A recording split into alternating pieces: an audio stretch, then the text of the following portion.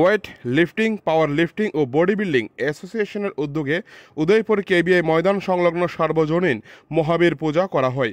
বৃহস্পতিবার ছিল অ্যাসোসিয়েশনের উদ্যোগে নিজেদের মধ্যে একটি সন্ধ্যাকালীন অনুষ্ঠান, কিন্তু তার আগেই আজ দুপুরে কেবিআই স্কুল নতুনভাবে একটি দালান বাড়ি নির্মাণ করা হচ্ছে। কিন্তু দালান বাড়ি নির্মাণের কাজে থাকা ঠিকাদার হঠাৎ করে জলের পাইপলাইনের সমস্ত জল রাস্তার উপর দিয়ে ছেড়ে দেওয়ার ফলে এই জল হঠাৎ পুজো মণ্ডপকে কাদায় পরিণত করে। এর ফলে ব্যাপক উত্তেজনা সৃষ্টি হয় অ্যাসোসিয়েশনের সমস্ত কর্মীদের মধ্যে। যেভাবে জল ছাড়া হয়েছে, এর ফলে কেবিআই ময়দানে বিকেলের দিকে কোনো খেলোয়াড় অথবা পরিবেশপ্রেমী সাধারণ মানুষ মাঠে প্রবেশ করতে পারবে না। তার কারণ যে কোনো সময় ঘটে যেতে পারে বড় ধরনের দুর্ঘটনা। এই ধরনের ঘটনায় ঠিকাদারের বিরুদ্ধেই আঙ্গুল তুলেছে বডি বিল্ডিং অ্যাসোসিয়েশনের কর্মীরা। এ নিয়ে ব্যাপক উত্তেজনা সৃষ্টি হয় কর্মীদের মধ্যে। প্রত্যেক বছরই আমরা বজরংবলীর পূজা করি, বা যারা যারা এখানে ব্যায়াম করে তারা সবাই এখানে বজরংবলীর পূজাতে থাকে। তো বিষয়টা হঠাৎ করে এখানে এবার বাইরে পূজা হয়েছে, তো হঠাৎ করে এখানে পাশে কাজ হচ্ছে, এখান থেকে তারা দেখতে কোন জায়গাতে কিসের কাজ? কেবিআই এখানে একটা নতুন বিল্ডিং এর কাজ হইতেছে।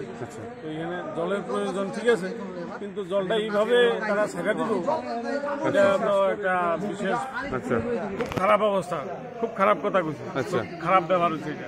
কারণ এইভাবে জল ছেড়ে দিছে, এখন আমরা মহাবীর আছে, মহাবীরের পিছন দিয়া গেছে জলটা মহাবীর যদি ফিরে থাকা কি একটা অবস্থা হইব। তাই নিজেও এখানে যে কন্ট্রাক্টর, নিজেও এখানে কন্ট্রাক্টর হলেও গৌতম সিং, তাই নিজেও এখানে ব্যায়াম করে, তাই নিজেও এটার সঙ্গে জড়িত। বলে তাই যদি এই পদক্ষেপ নেয়, কেমনে কি করবে, কেমনে কারে দিয়ে রাষ্ট্র চালায়, তাইও তো এটার সদস্য, ঠিক আছে না, তাইও তো এটার সদস্য।